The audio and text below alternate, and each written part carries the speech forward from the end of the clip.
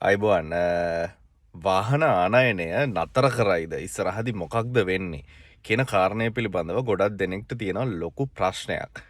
ඉතින් ඒ ප්‍රශ්නයට පසුගිය දවසකදී මහබැංකු අධිපති ආචාර්ය නන්දලාල් වීරසිංහ මහත්තයා පැහැදිලි උත්තරයක් දුන්නා.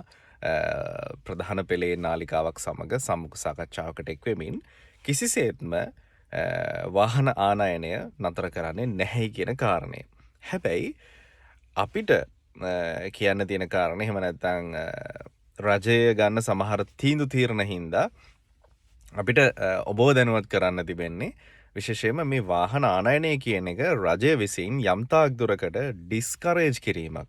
එහෙම නැත්නම් මේක අඩු කරගන්න යම් වැඩපිළිවෙලක් කරගෙන යනවා. කොහොමද මේ වැඩපිළිවෙල කරන්නේ? මේකේ බදු මේ වාහනයකට නියම කරන බදු ප්‍රමාණය වැඩි කරමින්. ඉතින් පහුගිය දවසකදී අපි දැක්කා මේ මාසයේදී නැවතත් වාහනයක් ඇතුළේ තිබිච්ච ටැක්ස් එකේ තවත් ටැක්ස් එකකට 50% අධිභාරයක් පනවමින් සාමාන්‍යයෙන් ටොයෝටා රේස් වගේ රථයක ලක්ෂ 10කින් 12කින් ටැක්ස් එක වැඩි කරා.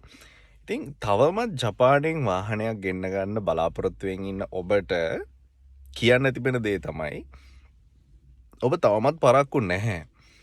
හැබැයි ඉස්සරහට රජය වාහනානයනය නතර කරන්නේ නෑ කියන කාරණය කිව්වට නැවතත් ඉදිරියේදී බල්දු පනවමින් තවදුරටත් වාහනානයනය සීමා කිරීම සඳහා තීරණ ගන්නට හැකියාවක් තිබෙනවා. මේක පුරෝගතනයක් විතරයි. ඉතින් එහෙම කල්පනා කරොත් එහෙම දැන් අපි හිතමු අද දවසේදී ටොයෝටා රේස් රථයක් මිලදී ගන්න කෙනෙක්ට යන්නේ ලක්ෂ 12ක් වැඩිපුර ටැක්ස් එක.